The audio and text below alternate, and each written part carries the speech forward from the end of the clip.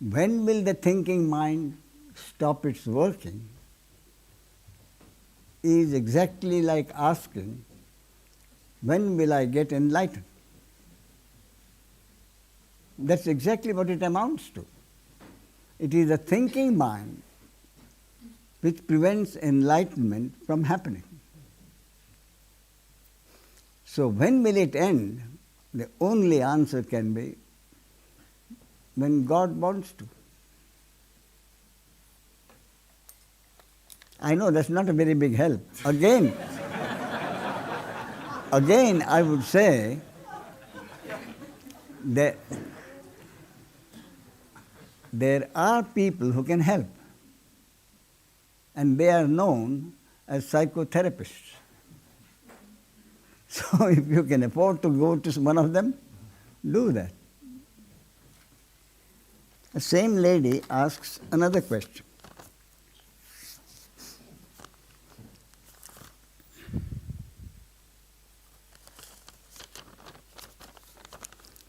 Can you please explain that a little more? The other question is, you said that in order to get the understanding, it is necessary to have and get the help and the goodwill of the Guru. I don't have the right words for that, but you know what my question is about. Can you please explain that a little more? Does it mean that it is necessary that the Guru needs to know the disciple personally? Last night you said that you don't personally care about that, which I understood what you meant. In which way is the Guru needed, except that his teaching is needed?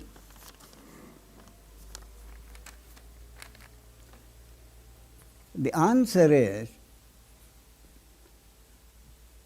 if the Guru is needed, then my experience has been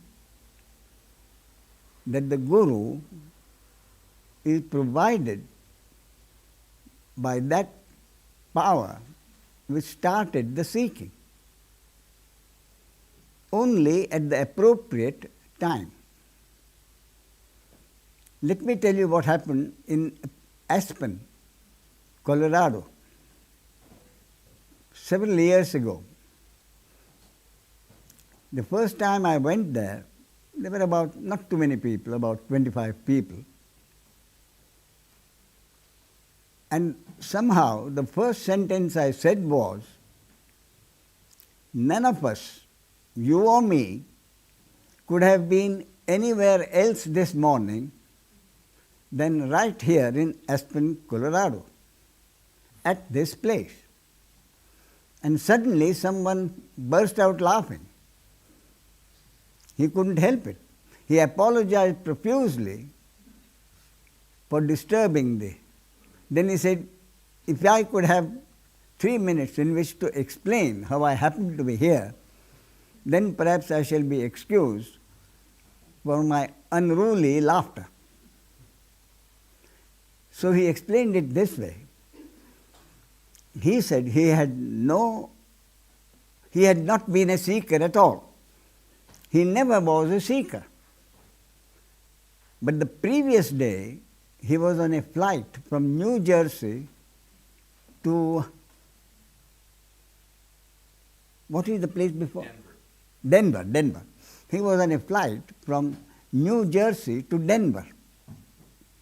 And it's a fairly long flight, about 4 hours, I think, from memory. And he had to join the flight in a bit of a hurry. So he didn't have enough reading material with him. So how long could he twiddle his fingers?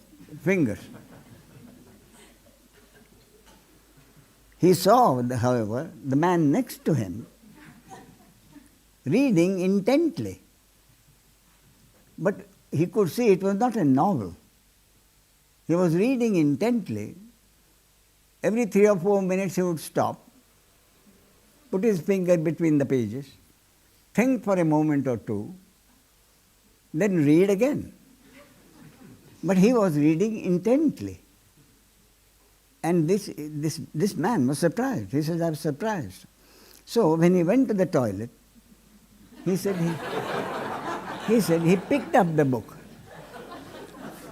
just to find out what kind of a book it was that had interested his neighbors so much, for so long. And that was the first book of mine called Pointers from Nisargadatty Maharadje. So he started reading it. He started reading the introduction. And he never realized that his neighbor had come and sat down.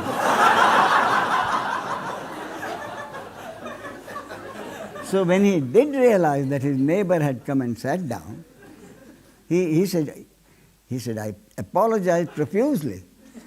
But to my surprise, my neighbor said, oh, I've read it several times. Continue reading it if you like, as long as you want.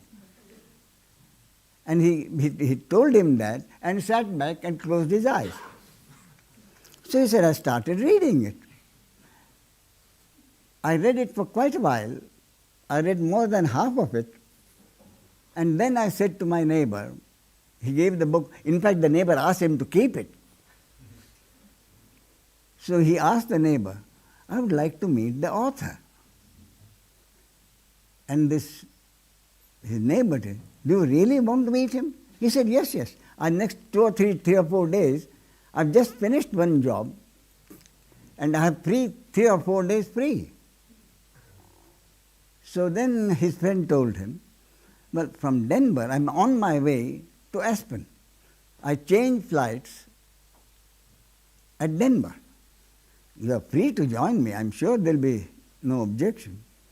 So he said, I got off at Denver, went to the proper place, booked my ticket to Aspen and back, and he said, here I am, and this is my new friend.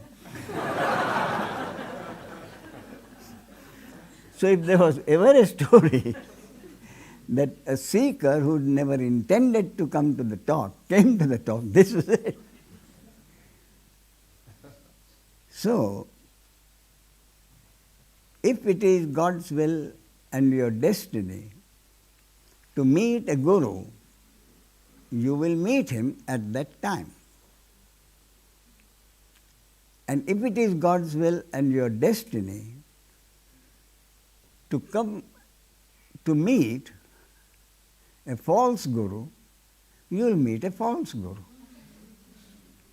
and spend as many years with him as we are supposed to spend according to God's will or the cosmic law. And you will go to the proper guru at the proper time. And you will know it. When you are there, you will know it. It's not as if you put in an advertisement, oh, you can do that and you will have 200 applications. Now, that reminds me of another joke. A millionaire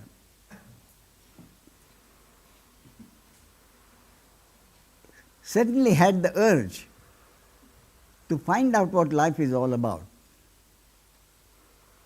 because he had plenty of money, and yet he couldn't get rid of the feeling that there was a deep dissatisfaction with life, that life meant something more. And suddenly the seeking had happened. The seeker had been trapped.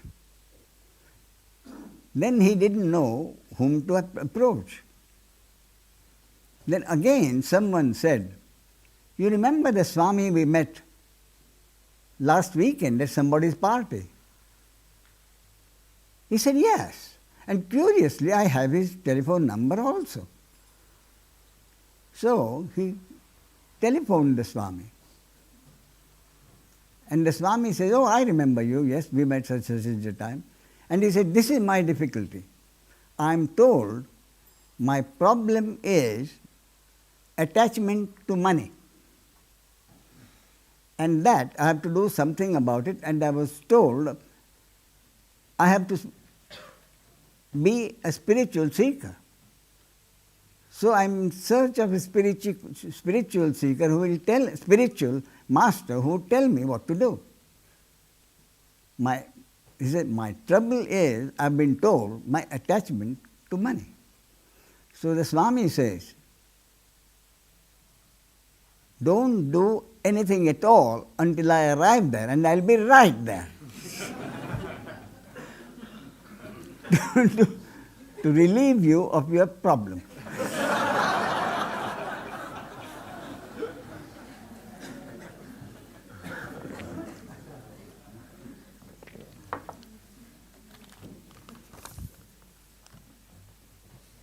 Yes, that's the. But I really am sorry, I can't help you with your problem. It's curiously enough, I think about a month ago,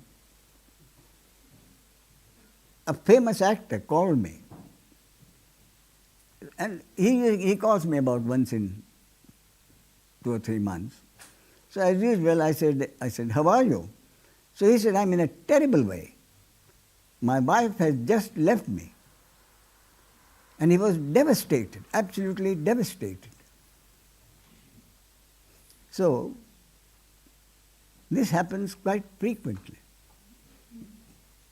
So the only answer is, time will help. And the more you keep yourself busy, the less time for thinking of the grief.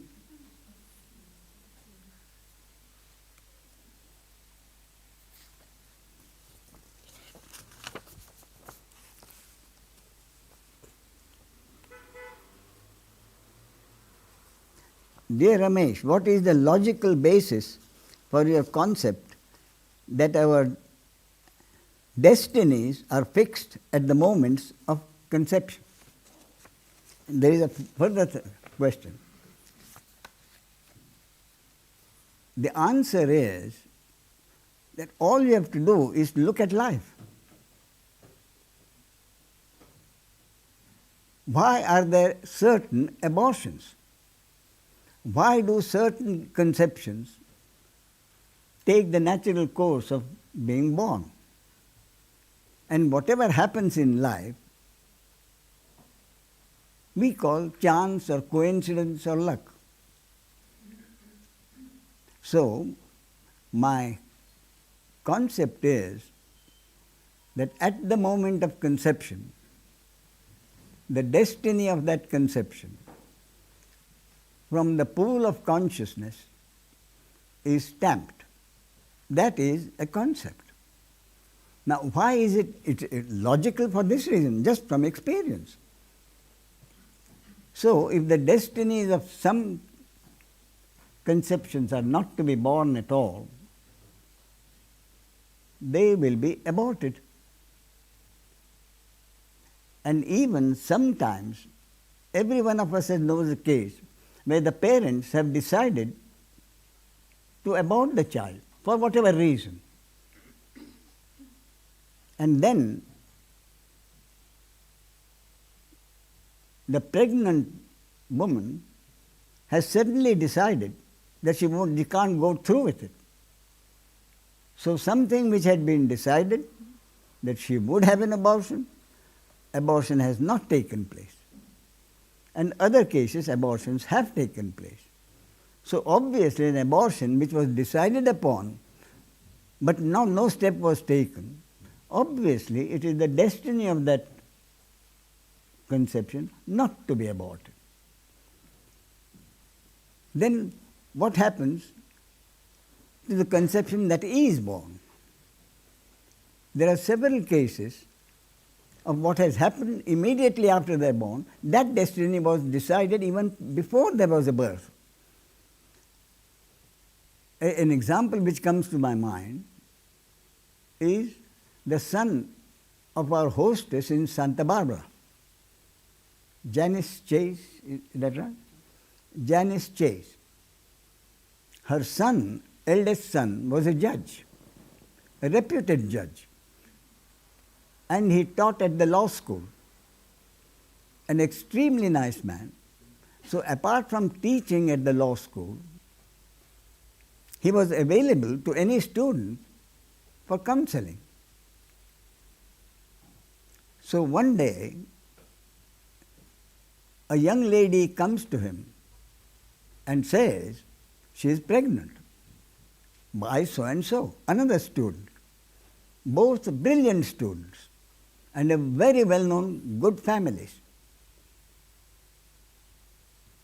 So the moment the judge, when he talked to me, he said, Ramesh, that should have been a cause for a certain grief for the problem for the young people. But he said, suddenly at that moment, there was a flash of excitement. The judge said, there was a flash of excitement. Why? Because he and his wife, married for 10 years, didn't have any child. And they were told that his wife cannot have a child. And then when this woman comes and tells she is pregnant, promptly the judge thinks of himself. Here is a couple known to him, brilliant students, family well-to-do, good family. So he tells the girl, look, I think I may have a solution for you. Come and see me tomorrow. That night he discusses it with his wife. They decide this was a real God sent, literally a God sent. And next day he tells her, and everybody is delighted. So the child is born, the judge adopts it, and I've seen the child, lovely child. So, a child who could have been aborted was not aborted. A child who could have been sent to a destitute home for adoption was not sent to the destitute home, but was adopted by a judge in a good family. So when I see examples like that, I don't see why logically I should not have this concept. There's another case, another friend of mine in New Jersey, Ray Napolitano and his wife Marcia. They had a relationship for well over 12 years, I think. They lived together for 12 years. They were our hosts in New Jersey for seminars in Pennsylvania mountains. At the end of the first seminar, I wanted to thank Ray and Marcia for taking such good care of us. My wife and I were there as their guests. So while talking, I said, Ray and his wife Marcia. At that moment I knew I had made a mistake, but I didn't want to correct it. So I went on. I said, we are very grateful to Ray and his wife Marcia for the care they have taken of us. Then the next day, in the evening, 2 or 3 days in the morning, Marcia was radiant. So my wife says, Marcia, what's happened? We are going to get married. And he says, Ray, we were talking last night. And Ray said, Marcia, the other evening, when Ramesh was talking at Pennsylvania mountains, he said, Ray and his wife Marcia. Why don't we get married? Marcia, of course, was delighted. So they got married. There again, she was too old to have a child. I think they tried, they had a couple of abortions. So finally they decided to adopt a child.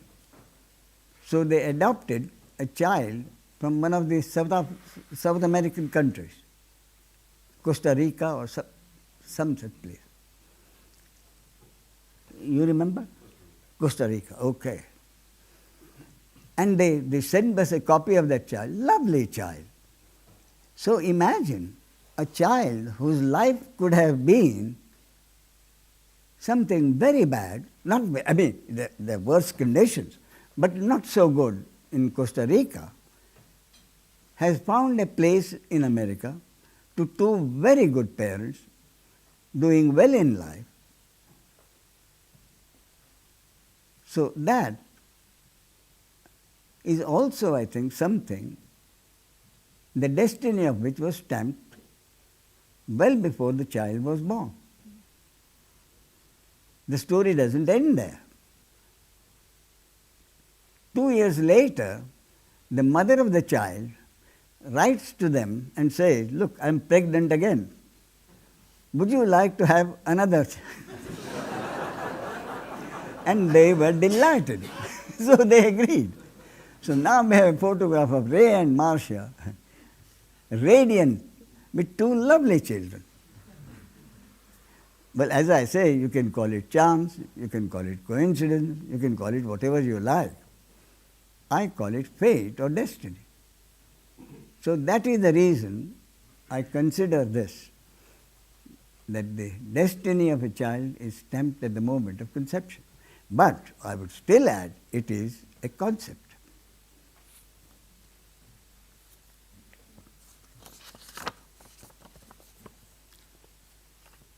Then, why do you prefer this concept as opposed to our lives simply unfolding in a random or chaotic manner, or perhaps materializing from moment to moment out of the infinite field of possibilities?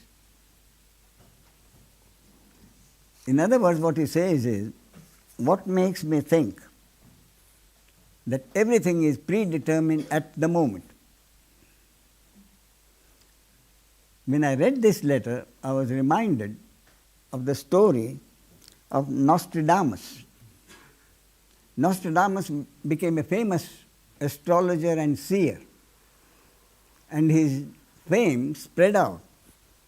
So the count, or whoever it was at that time in his place, invited him for dinner with the idea of exposing him. He didn't believe in astrology or that things were predetermined. So he had a number of influential friends, and Nostradamus was also invited. So he hatched a plot. This count hatched a plot with his cook. He told the cook, "I shall ask Nostradamus. I shall tell him that the cook has a white pig and a black pig. I'll ask him which pig is going to come on the table. And you know what to do. If he says black pig, you cook the white pig." It's so simple as that. So hide yourself behind the curtain and wait for me to ask Nostradamus. So he asked Nostradamus in front of everybody. See? The same thing. He has two pigs. Which pig will come on the table? Nostradamus promptly said, "The white pig." Then the festive drinks were going on, festivities were going on. Everybody was a bit hungry. The food wouldn't come. Then when the king sent word that, "Why isn't the food?" "In a moment, Your Majesty," or your whatever it is. And in a short while, the food did come. And the count very proudly sent for the cook. And he said, "Now, whatever in a pear or whatever, is pear. Which pig is this?" And shamefacedly, the cook says, "The white pig." Exactly as Nostradamus had predicted. So he shouted at him, "Didn't you know where curry?" He said, "Yes, Your Majesty," or whatever. "I did cook the black pig and kept it ready to be taken out. Then, when my back was turned, two wolves came and snatched it away." So I had to cook the white pig. And that's why there was a delay. You see? So you can call it a pure chance that the two wolves came and took it away. Or you could say that was exactly what was supposed to happen. The wolves to come and take away the black pig.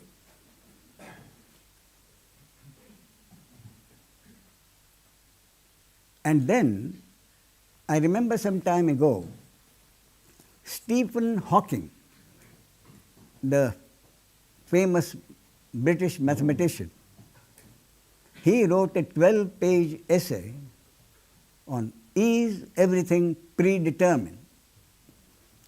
A beautiful essay.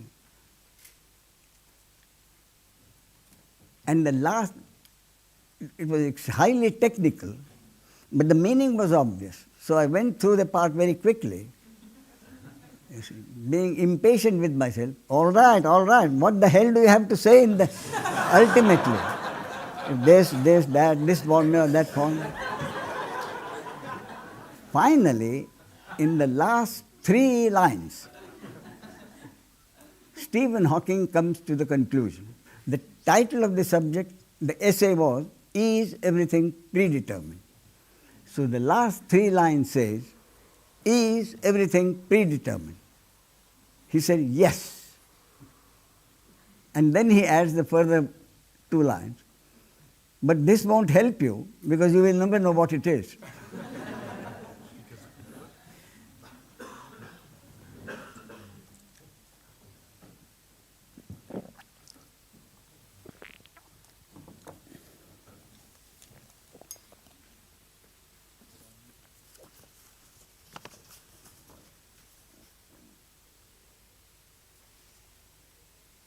The latter would seem to be more in keeping with quantum theory.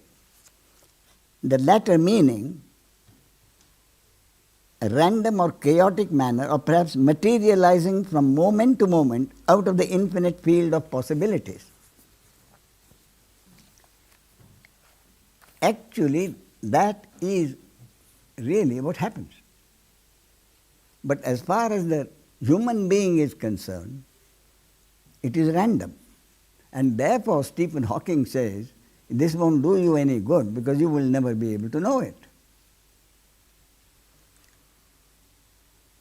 A thought comes, and it has been proved in the laboratory that a thought which we think is our thought happens half a second before we take it as our thought. And the scientist says, out of the thousands of the scientist uses the word probabilities, not possibilities. Out of the thousands of probabilities, at any moment in the pool of consciousness, one probability, the technical word is collapses into a thought or a happening. So, in the pool of consciousness, out of thousands of probabilities, one probability collapses into a thought, which the human being considers his thought, based on which action happens. So that is exactly what happens. One probability collapses into a thought, which leads to some action. And because of this, when Niels Bohr, the physicist, and his group wanted to have their theory of uncertainty, the quantum theory, examined by the most famous of all physicists of the time, Albert Einstein. So they took the theory properly described to Einstein and said, "Sir, would you very kindly go through this, because all of us have tried and couldn't find any flaw in it. And yet we have a feeling that there could be a flaw in it. Because this is what the quantum theory brought them out. Everything is predetermined." And Einstein is supposed to have gone through that theory several times, very critically, And in his words, I'm told it's a German expression. He couldn't put a needle through it. He couldn't find a flaw in it. Might have been the German expression at that time. He couldn't, not needle, he couldn't put a pin through it, meaning he couldn't find a flaw. So he said the theory is perfect. But he ended by saying, but I cannot believe that God plays dice with the universe. Everything suddenly happening. But I cannot accept that God plays dice with the universe. Then Niels Bohr explained that according to him, God is not playing dice with the universe, but the human being thinks God plays dice with the universe for the simple reason that the human being does not have all the information which God has.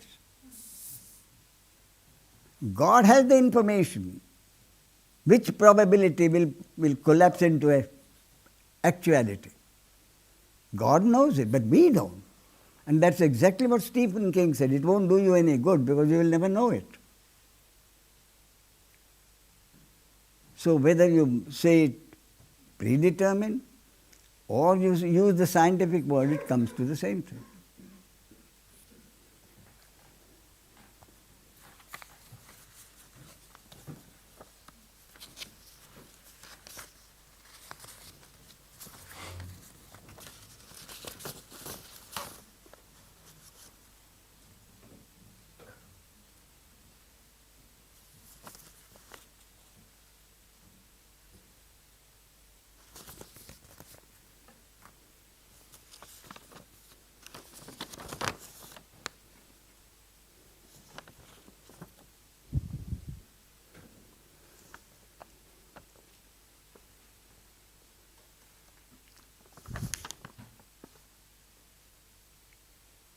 This gentleman is Costa.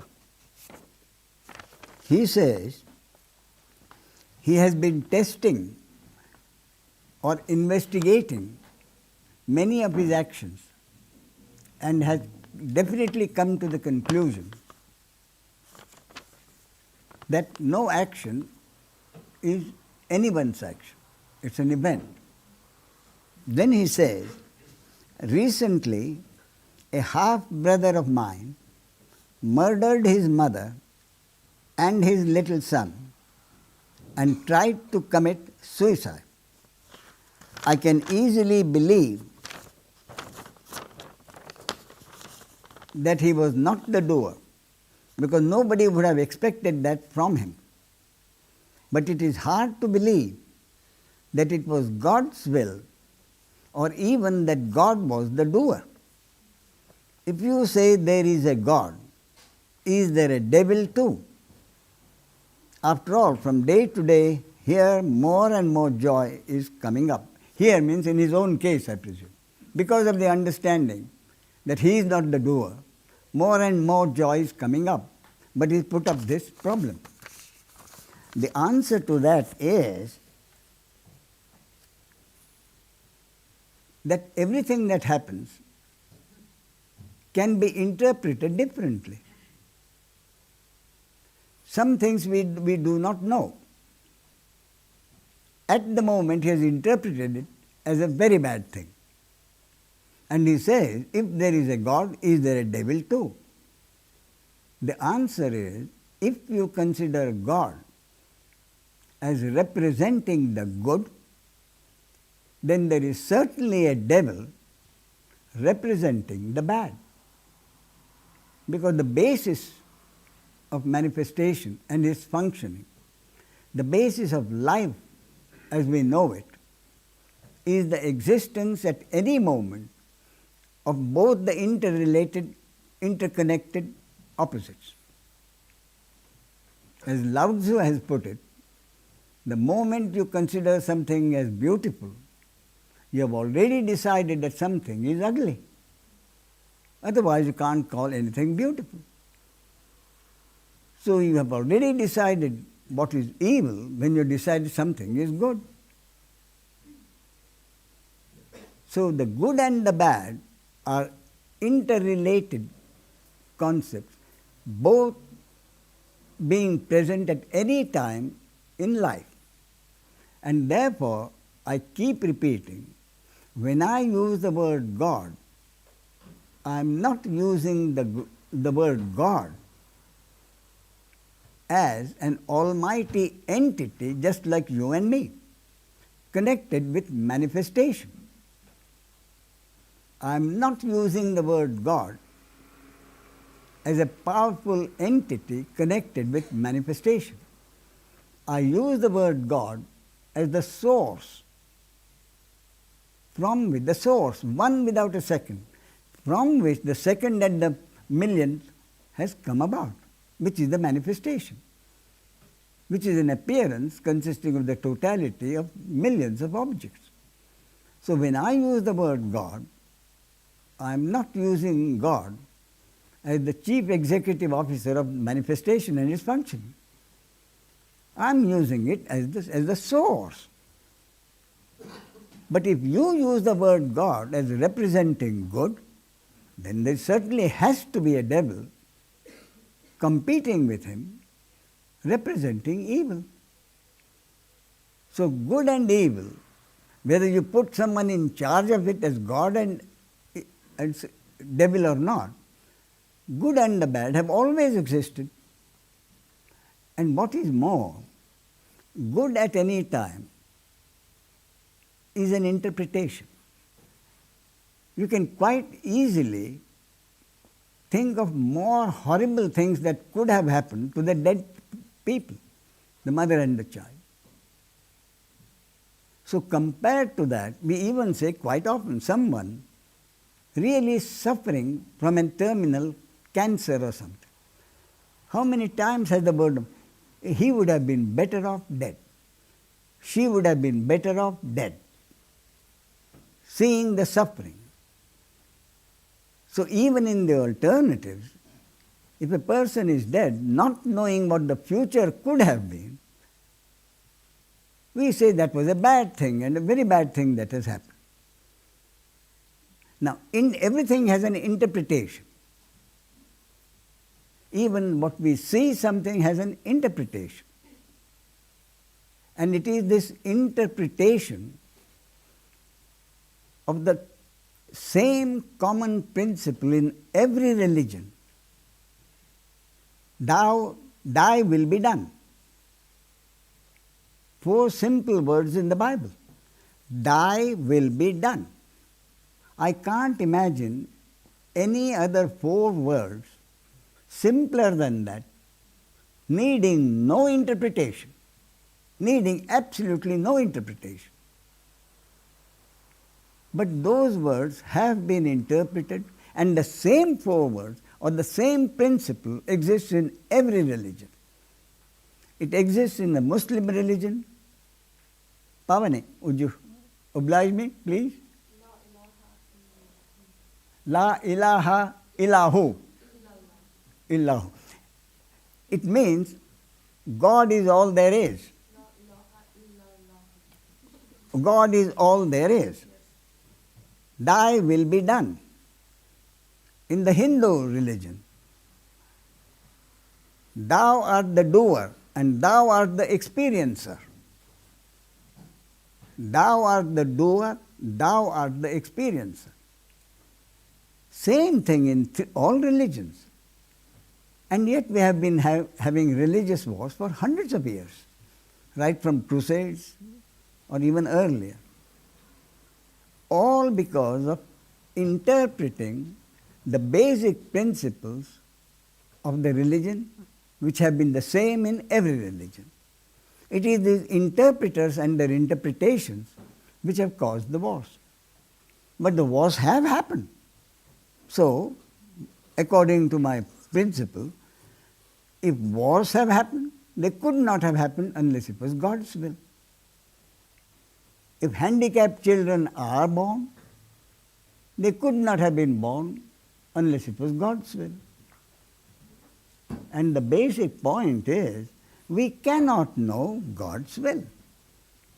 Or in the words of Niels Bohr, we do not have the full information which God has. But the interpretation causes the problem.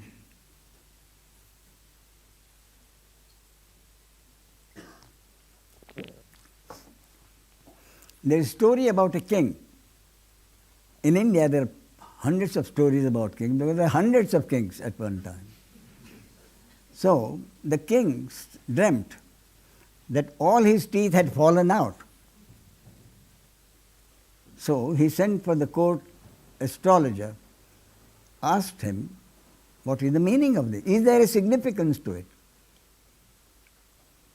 And the simpleton of an astrologer puts his hand up, Your Majesty, this is a terrible, this means that all your relatives will die before you. The king was angry, put him into jail. He brought another astrologer who knew what had happened. So this astrologer was also, does it mean anything? Oh, it's wonderful news, Your Majesty. You are going to outlive all your relatives.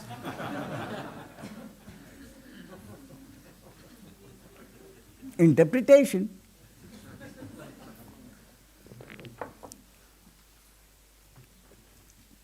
There's another story I remember. There were two monks in a seminary. They both had to do a minimum amount of meditation. But they were both addicted to smoking. So they found that something had to be done. They couldn't sit for half an hour or without smoking. So they decided to go to their supervisor. I don't know the technical word. They decided to go to their supervisor and ask him. So one man came back the next morning. He said, downhearted. The moment I asked him the question, he got so angry, he threw me out. So this man said, really? I asked my supervisor, can I pray when I smoke? And he said, yes, my son, you can pray any time you like. Can I pray when I smoke? The other man says, may I smoke when I'm praying? He was thrown out.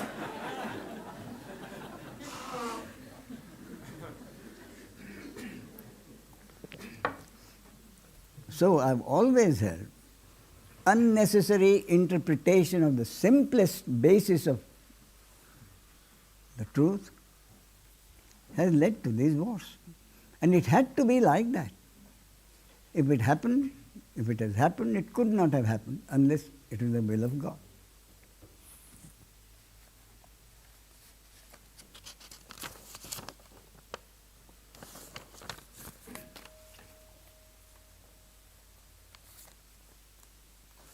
If you have a question, please interrupt me and bring it up.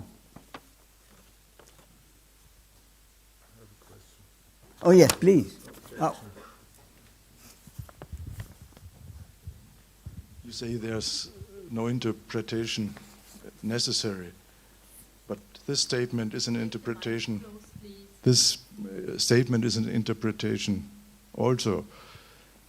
For instance, the sentence, La ilaha illallah, I was translated by a Sufi phrase, there's no God except God. I am that I am. So it's a difference. So it's an interpretation already. There is no God other than God. That's what you said. Yes. And I am that I am. Where's the difference? Do they either need any interpretation? God, I am. It was asked to be interpreted, and you say, I am that I am. Anything more would be a concept. Yes, so I am that I am, and God is God, or something, whatever you said just now. It's the same thing, isn't it? Do these two statements, I am that I am, and what you have just said, do they need interpretation?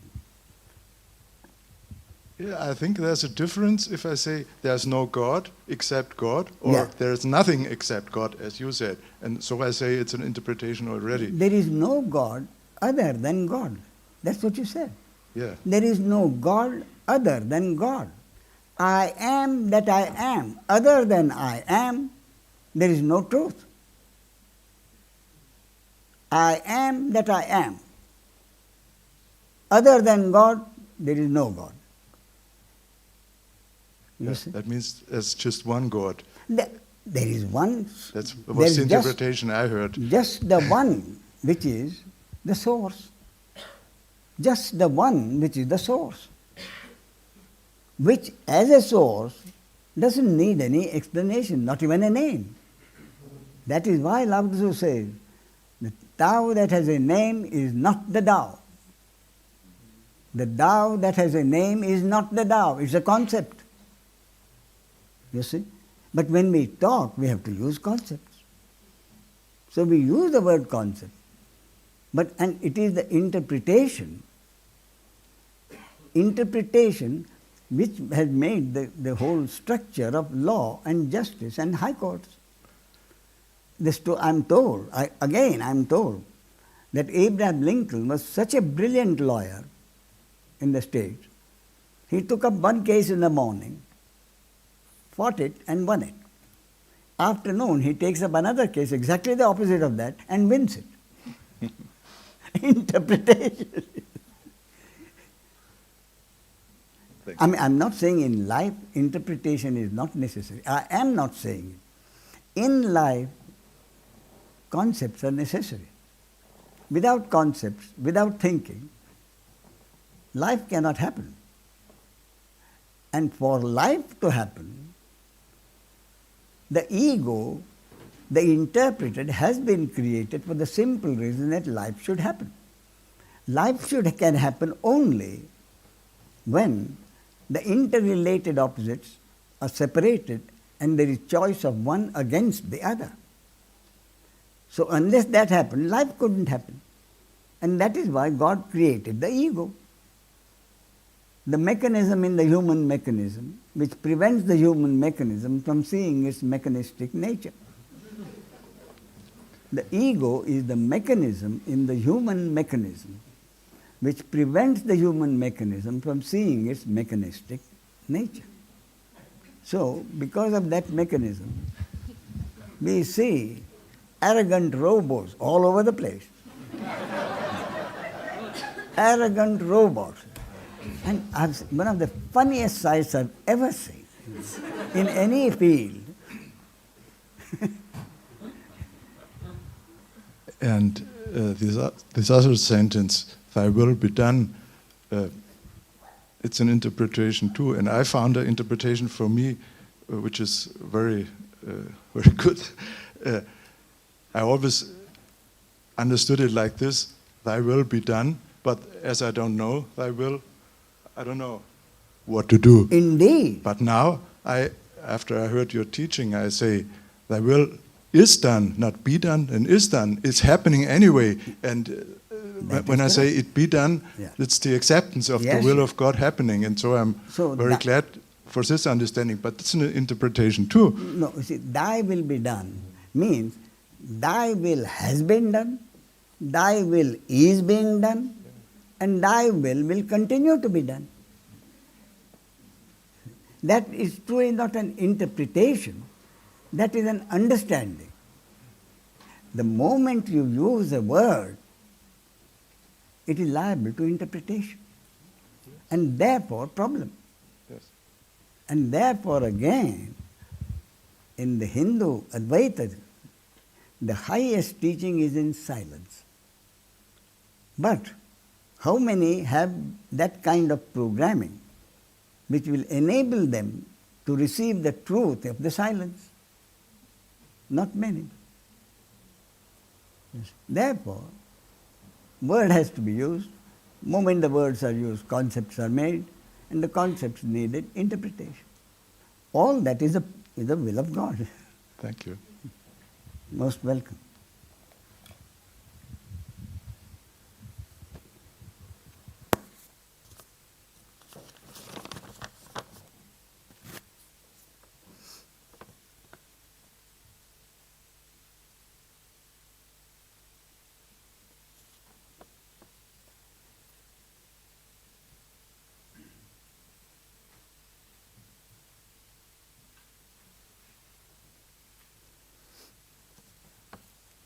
Yes, he says, since Matthias, this is by Matthias, since several years I'm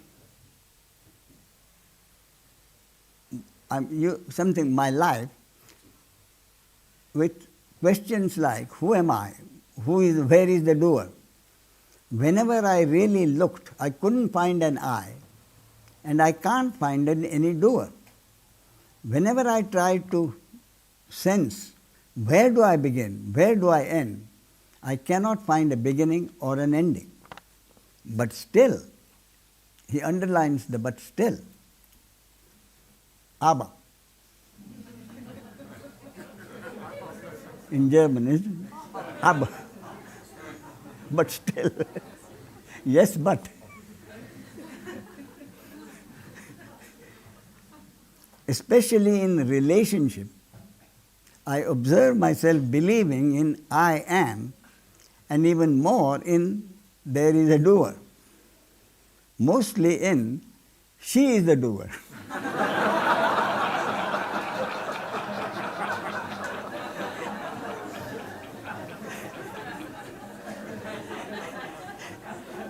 I am still used to identify myself as the experiencer of the experiences. The process of deconditioning seems to happen by itself without any efforting. My question is, may I trust this process, or is it necessary for this body-mind organism called me to have or to accept another body-mind as my guru? The answer is the understanding can go down only by itself. The more you try to push it, the more resistance the understanding will find. Therefore, the answer is to question the doership, to question the sense of doership until you really come to the conclusion that there can never be any doer of any action. But until then, the flip-flops will continue to happen. And among the flip-flops, if there is need of a guru, the guru will happen. But the point is, can I trust that process? My answer is, you have no alternative. Can I trust that process? The answer is, you have no alternative. Therefore, I say, at any moment, if the question arises, what do I do? And the answer is, in many cases, surprising number of cases, because the average person is a good person.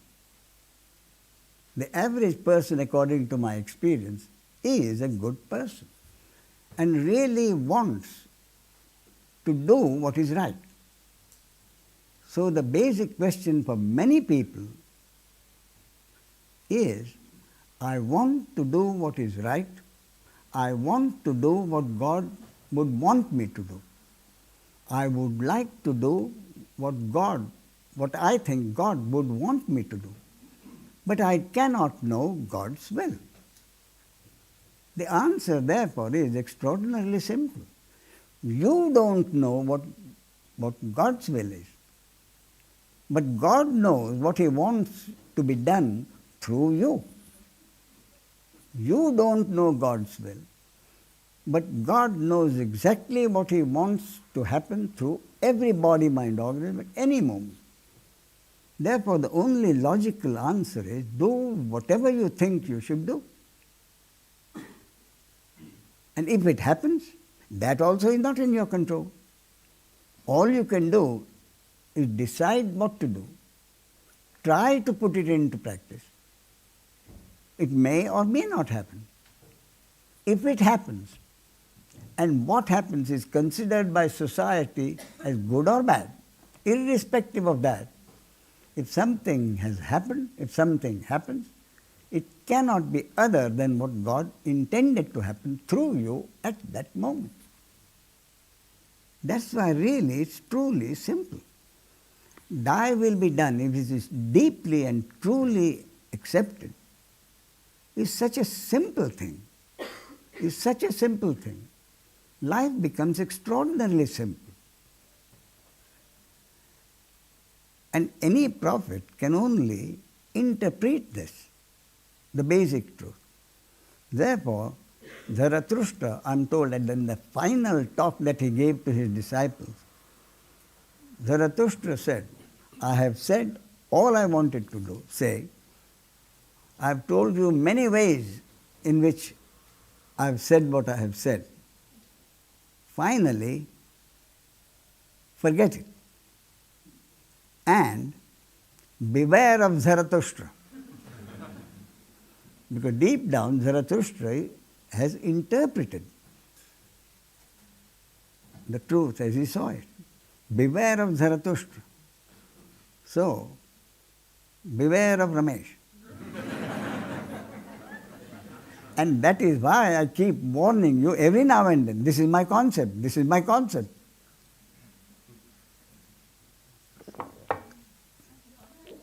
Yes, please.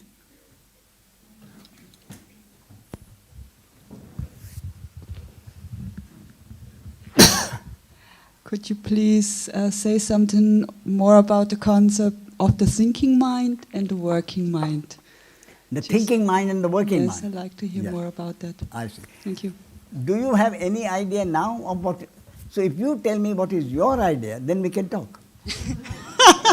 I think I have the same idea you have, actually, because I heard this before, but I feel it does me very good to hear something about it. Yes. Okay, you have paid for it. Pardon? I said you have paid for it. You are entitled to it. Right, I did. You see, it's very simple. People use the word mind. And when they use the word mind, and mind, like the ego, is considered the villain of the piece. The mind is the villain of the piece. Therefore, everybody says, be in the no mind state. Be in the vacant mind state. Vacant mind, no mind, is not the mind of an idiot. There is supposed to be a state of no mind or vacant mind. And that vacant mind or no mind, according to my interpretation, means that there is no thinking process going through the mind at that moment. And that process, but yet, you keep on doing things. You keep driving your car. You keep brushing your teeth. You have many things to do, you see, without really thinking. So the working mind, so I came across this concept. You see, earlier, it's a concept. I used to say the operating mind and the functioning mind or something like that, to distinguish between the two.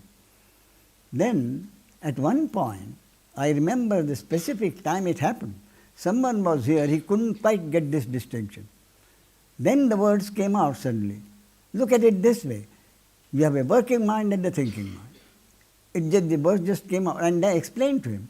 Working mind is that aspect of the mind which is used to do a particular job in hand, whatever it is. You work as a carpenter, you work as a surgeon, you work as an accountant, whatever you do, when you are concentrating on the job at hand, that is the working mind. And that working mind is only concerned with doing the job at hand. The working mind is not concerned with the success or failure of the job at hand. The working mind is not concerned either with the success or failure of that job, and therefore what that success or failure will mean to me. That is the thinking mind. The thinking mind interrupting the working mind as it works all the time. Are you sure this is going to be Are you sure it's not going to be a waste of time? Are you sure this, you see? So this interruption happens very, very frequently.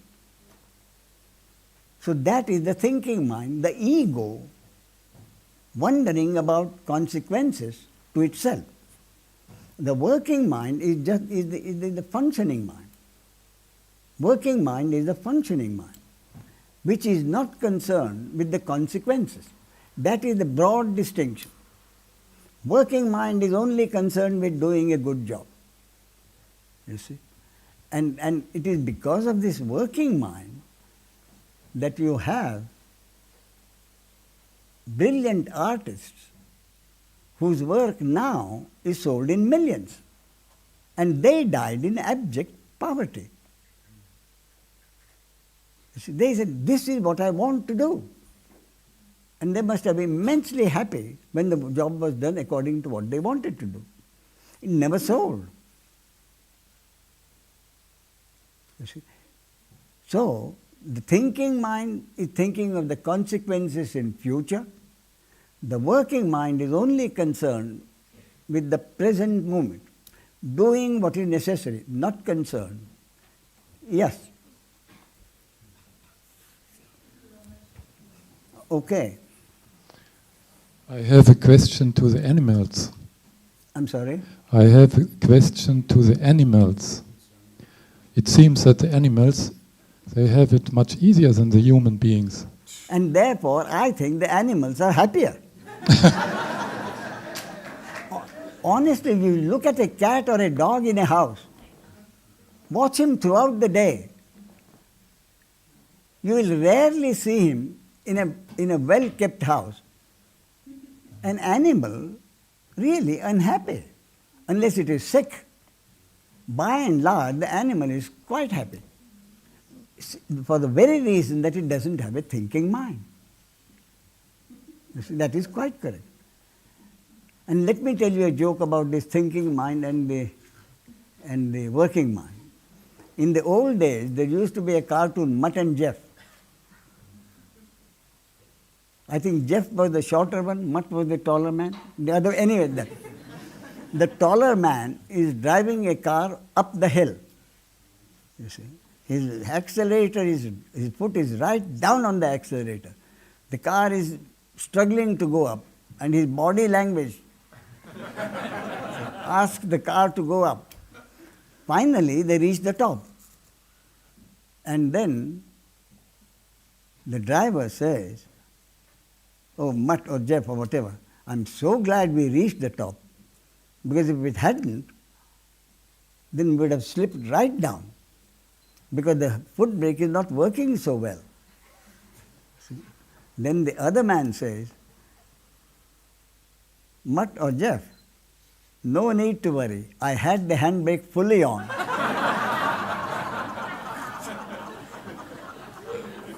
The handbrake is the thinking mind, the accelerator is the working mind.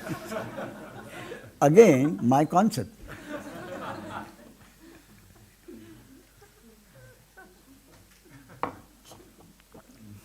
The question I have, in the sentence, there is a mechanism in the human mechanism Yes. that prevents the human mechanism From seeing from its seeing mechanistic its- nature, yes, is Yes. the ego.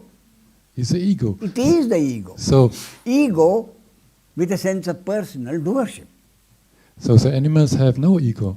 The animals have the ego, but that ego is restricted to identification with a particular body, mind, organism and a name. The ego of the animal is restricted merely to identification with a particular body, mind, organism and a name. There is no sense of personal doership. It is the sense of personal doership which is present in the human being and makes him unhappy. It is not present in the animal, and therefore, by and large, the animal is much happier than the human being. Thank you. Thank you.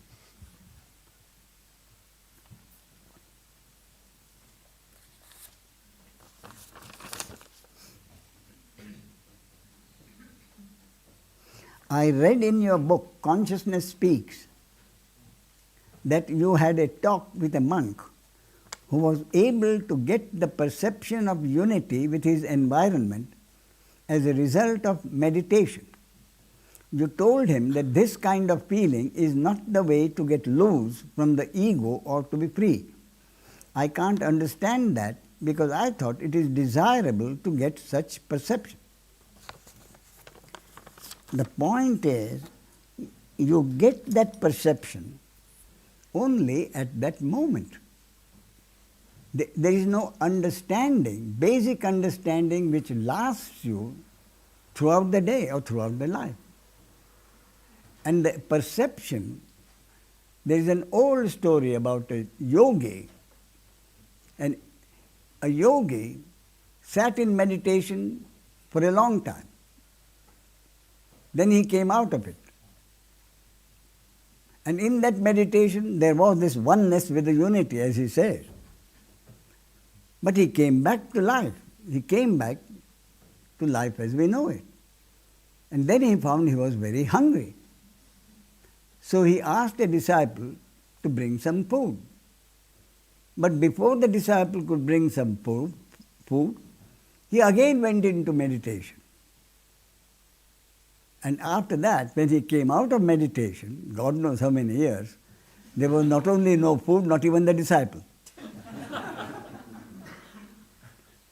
So something which comes and goes, what use is it? That was my point. It is only the understanding that there is no one who is the doer or the experiencer that brings about the final understanding. In the meanwhile, all these experiences, those experiences can come about. If you take a drug, you will have an experience. And that's how drug addicts happen, wanting more and more of that experience of oneness with unity. Instead of drugs, you sit in meditation. How long will you sit in meditation? You have to, therefore, the Buddha said, samsara is dukkha. Life means unhappiness, misery. Nirvana is shanti. But he added, they are not two. It's not something you can give up one place and go to the other place. It isn't. They are not two.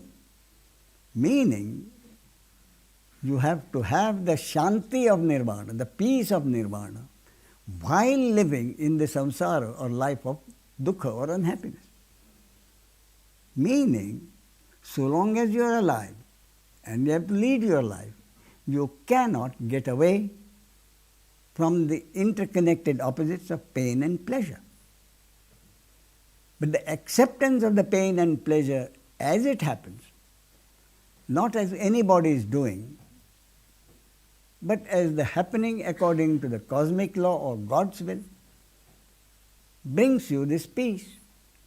And this peace of nirvana is, according to my concept, nothing other than the absence of the load of pride and guilt and hatred and envy. If there is no load of pride and guilt and shame and hatred and jealousy, then whatever happens is accepted. Not as anybody is doing. Therefore, if hurt happens, you don't hate anybody. Whom will you hate? The only thing you can hate is God.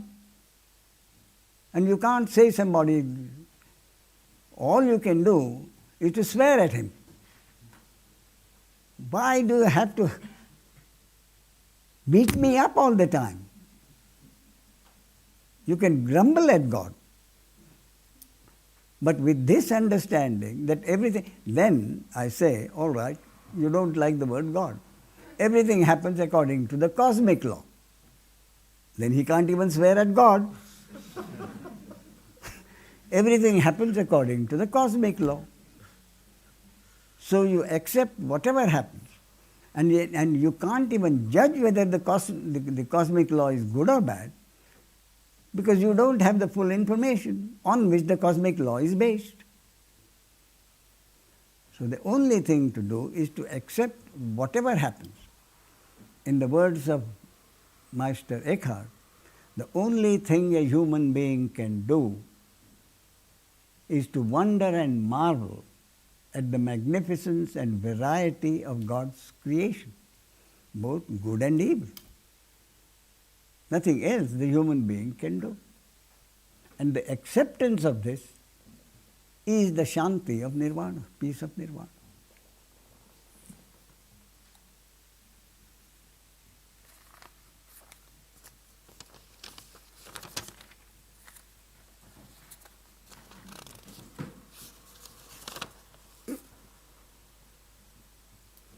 Is it accurate to say that the mind identifies with the body, thus the feeling of a separate entity arises, and then acquires a portfolio of beliefs?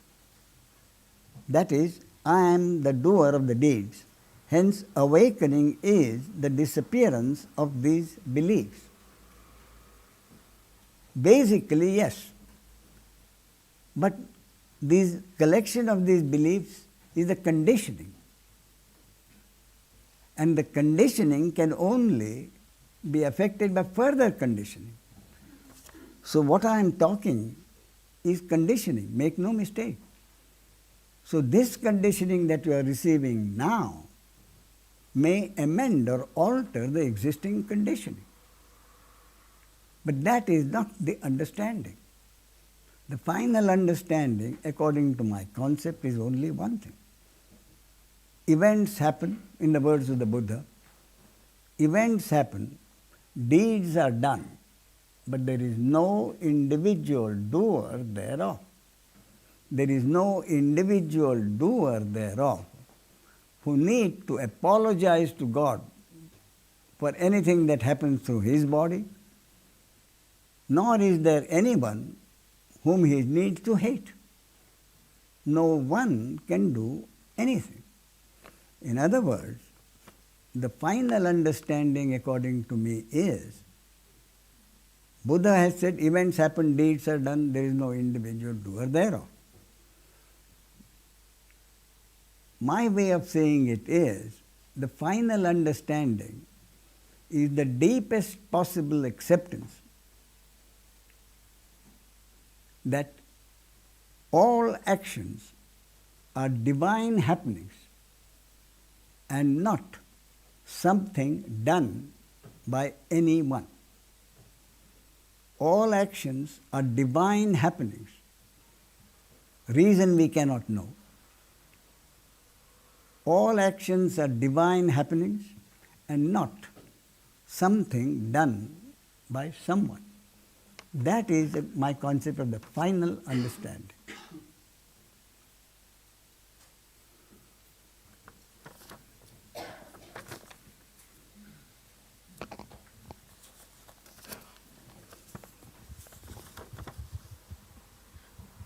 I have again a question to the animal. The animal, can it have a final understanding? Because I remember the story of Ramana Maharshi. He loved very much a cow. Do you remember? Yes. And so my question is, can an animal have final understanding? Because there is no personal doership in the animal. Yes. I agree with you.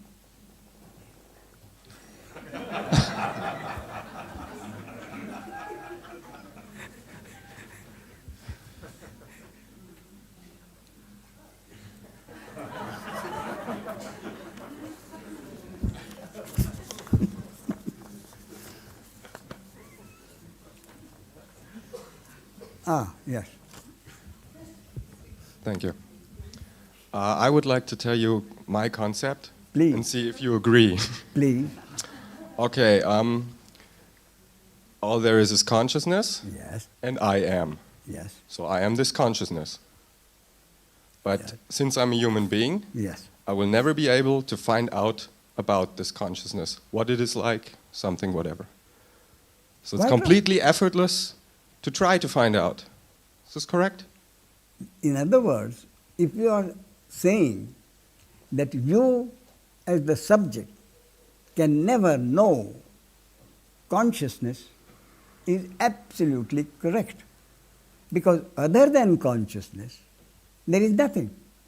So no one, but what if you try to understand consciousness or be anything, then what happens is, as I said, you usurp the subjectivity of the pure subject, and worse still, convert that pure subjectivity into an object which the pseudo-subject wants to know, which I think could be called the original sin. An object usurping the subjectivity of the pure subject and turning the pure subjectivity into an object which the pseudo-subject wants to know. Because anything known or understood is a subject-object relationship. And there can never be any subject-object relationship where the source is concerned, because it's pure subjectivity. There is no object connected with pure subjectivity. Thank you. Well, this was the last question. Now this is interesting. In my experience, there are no answers for questions regarding meaning of life or ultimate truth. Then it does not make any service to ask such a kind of questions. Even silence is the answer looks like a meaningless concept. For me, it was a kind of surrender to stop asking. Life is as it is. No longer doubts, nothing to worry. Trust to the source. Be in the moment. Please comment. My comment is, why do you want a comment?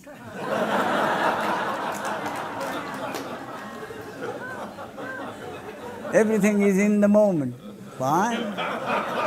But if the comment you want is that I should signify that you are a sage. That's what the comment is needed. Therefore I say, why do you want a comment? Be happy in your understanding, such as it is.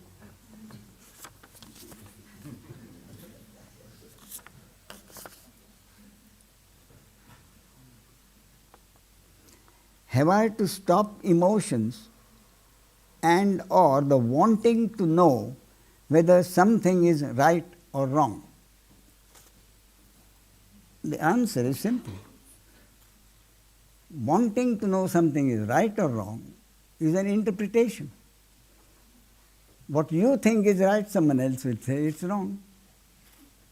So right and wrong simply do not exist. If we accept that whatever is at any moment is exactly as it is supposed to be according to the cosmic law or the will of God, there can be never any question of right or wrong. That is the whole point. Acceptance of what is at the moment is all that is necessary. The very fact of right or wrong means the thinking mind and interpretation.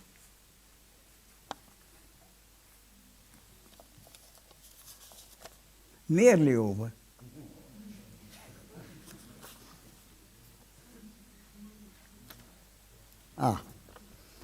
How is it that the sage can feel anger but not hate? Is not hate just strong anger sustained over a longer period of time? That is correct. Sustained over a longer period of time in horizontal time by the ego. Whereas anger, the arising of the anger is in the moment. What is it about the understanding that is so liberating? I find the prospect that nothing I do really matters to be depressing. Or am I misunderstanding the understanding?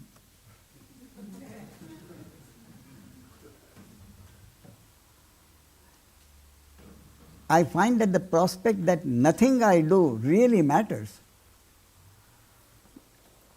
that prospect is that concept that whatever you do matters nothing. But matters to whom?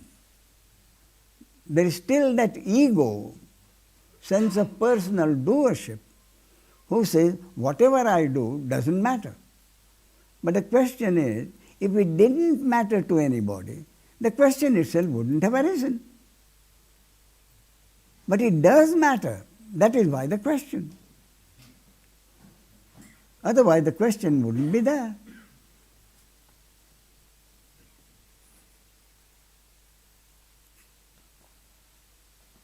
Why do so many seekers never find?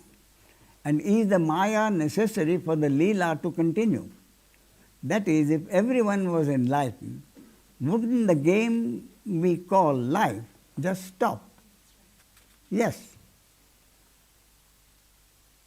Therefore, when the Source created the ego for every body, mind, organism, the Source started the process of destroying the sense of personal doership in a limited number of cases.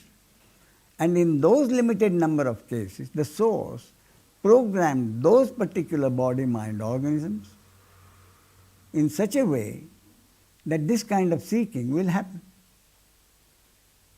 Ego in every case, the destruction of the sense of doership in a limited number of cases. In the Bhagavad Gita, Lord Krishna says, among thousands of people, there is one seeker. And among the seekers, there is hardly one who knows me in principle.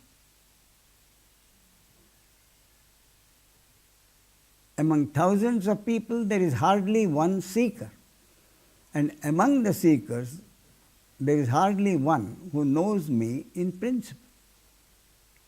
So the seekers are still who climb, wanting interpretations, wanting to know what to do.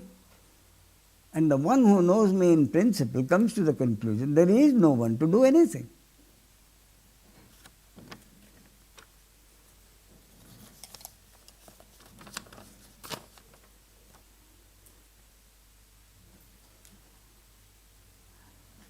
After the special experience, in bracket enlightenment, do desires arise? And is there a need for them to be fulfilled? The arising of the desires, arising of thoughts, arising of feelings is a happening which among thousands of probabilities, one probability collapses, over which no one has a control. Therefore, what thought will come at which moment in the mind of a sage or an ordinary being, no one can know. The brain reacts to it, and the reaction of the brain is a biological, mechanical reaction. So far, exactly the same thing happens in the case of a sage as well as an ordinary man. Once the brain reacts and the reaction comes up, then the ego with a sense of personal doership in the ordinary man attaches itself with that reaction and then continues thinking in horizontal time. In the case of a sage, the arising of whatever arises, desire or anger, is witnessed. And whether that desire is fulfilled or not is also witnessed. In other words, desires do arise in the case of a sage, but when the sense of personal doership is not there, the sage merely witnesses a desire arising and does not pursue it. Sometimes he finds the desires satisfied, sometimes not.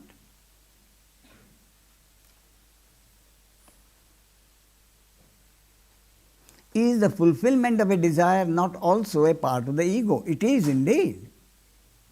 It is indeed.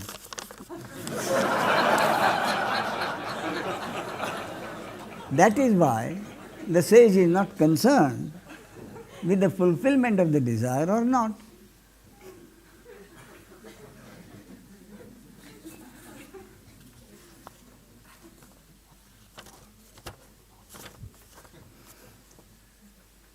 Lord Krishna says, out of thousands, there is hardly one who seeks me.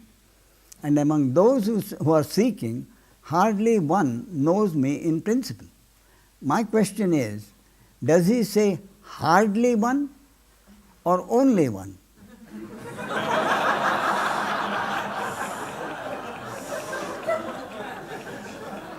Because only one exists.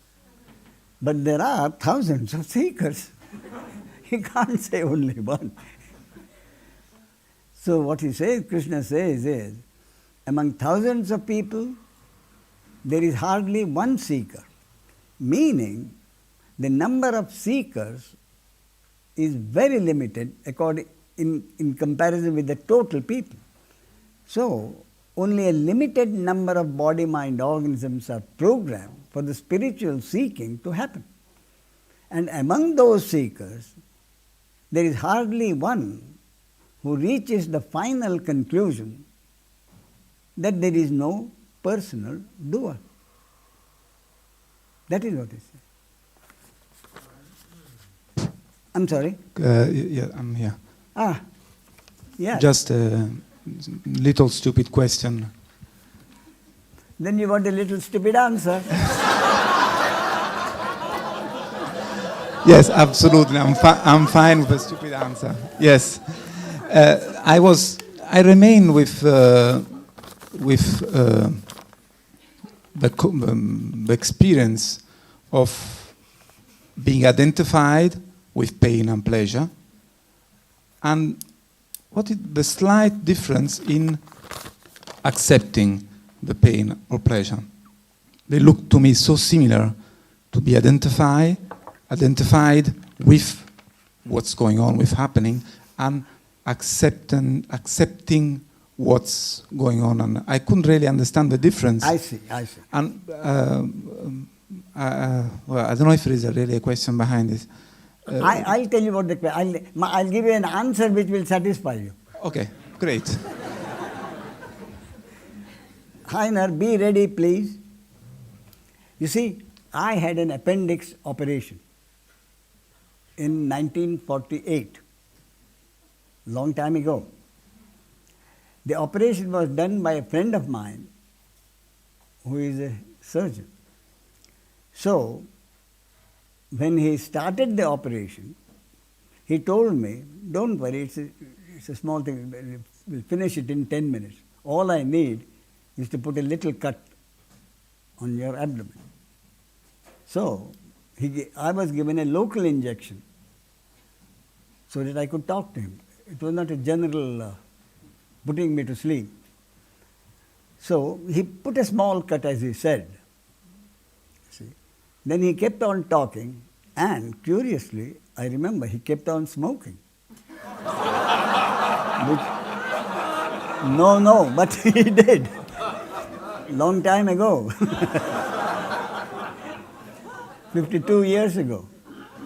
Anyway, and he kept on making this incision larger and larger. So he told me maybe half an inch or an inch. And it was fully, at least it felt like 3 or 4 inches. See? Then he explained to me what it was. He said the appendix was not a clean appendix. It was sticking to the abdominal walls. So he had to scrape off quite a bit. Therefore it took time, and therefore the scar will be longer. That is irrelevant. But what the relevant part is, he told me that the pain will start in half an hour, and the nurse has the instructions to do the necessary thing. So don't worry about it. So at that time it so happened that until the operation, for the last 3 years, I had not had any leave.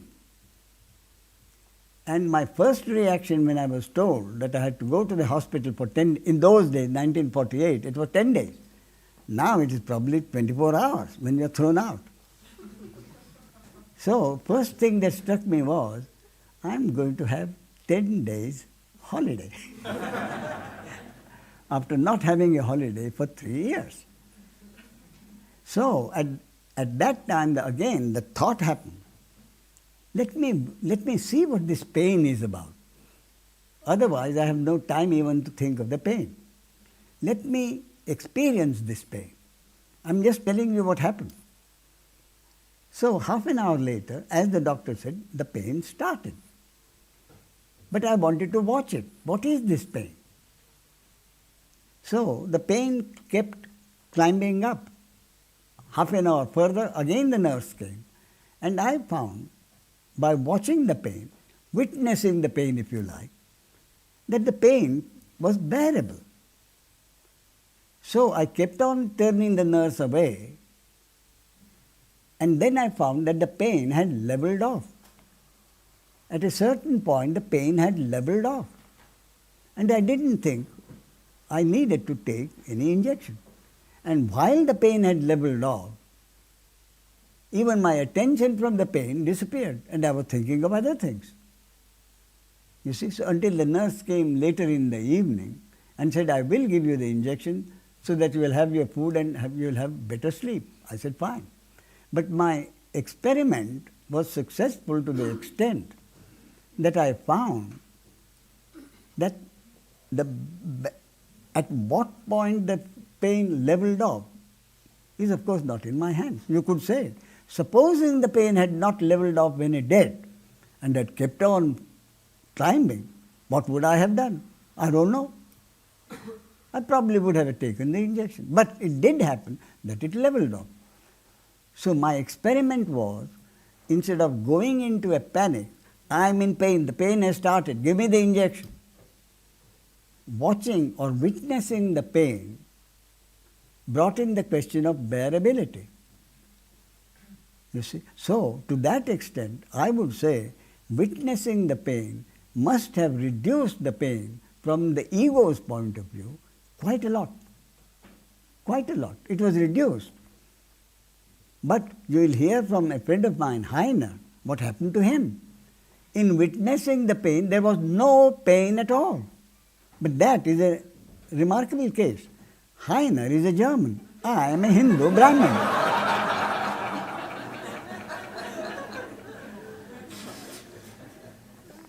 Yes, Heiner, please.